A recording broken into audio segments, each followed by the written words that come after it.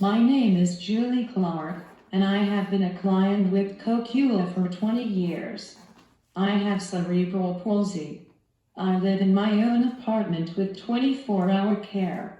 I will teach you how to be a great caregiver. I will give you a perspective on what it is like to be a client and tell you the best ways to be respectful and client-focused in your services. My care providers support me with activities of daily living, as well as communication. My cerebral palsy affects my speech, and so my caregivers help me with things like phone calls and video meetings, as well as talking to people who are meeting me for the first time and who might not understand my speech. My care providers support me with transportation, scheduling appointments, and community involvement, like going to church. My physical limitations mean I cannot safely go places without a caregiver, so this support is extremely important to me. My caregivers do all these big things for me, and they do so many little things as well, like helping me get comfortable in bed, helping me hang decorations on my walls, and helping me pick out movies to watch. All of these things are important to me as well. It is important to me that my caregivers are respectful of my apartment when they are working with me. Imagine if someone came into your home and started moving things around in a way you didn't like and messing with the temperature on your thermostat. You probably wouldn't like it very much. Please remember that this is my home.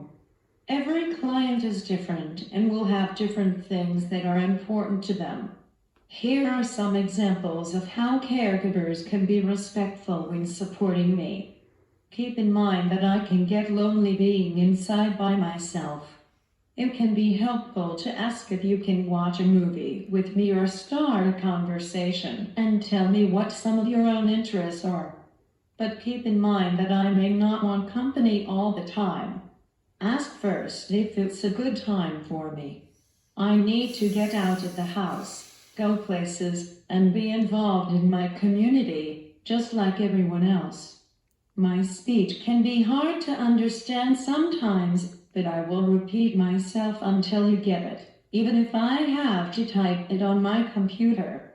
Sometimes it can be helpful for you to interpret my speech for others. But please ask first if that's what I want. I never want anyone else to talk for me or put words in my mouth.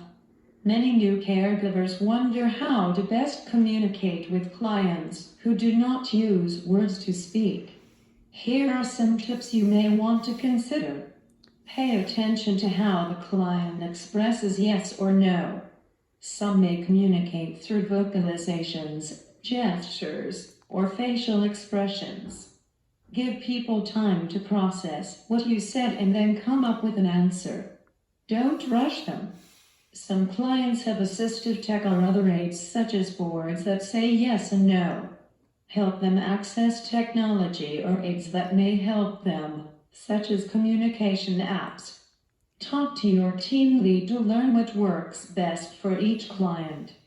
Ask other people in the client's life, like family and friends, to learn more about them. Remember that it is essential for every person to be able to communicate their wants and needs. I hope these can give you some ideas of being more respectful when you support clients. Remember that every client is different, and getting to know each person and what's important to them is important. My last piece of advice is to always listen to your team leads. Thank you for watching and have a great day.